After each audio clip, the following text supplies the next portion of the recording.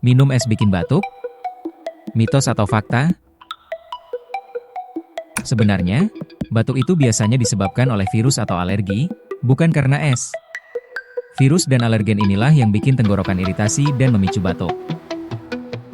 Minuman dingin memang bisa membuat tenggorokan kurang nyaman, terutama kalau lagi sensitif. Tapi, es tidak secara langsung menyebabkan batuk. Jadi, tenang aja. Jadi kamu tim suka es atau anti es? Tulis di komentar ya. Jangan lupa like video ini, subscribe channel kita untuk info kesehatan lainnya, dan share ke teman-teman kamu biar mereka juga tahu faktanya.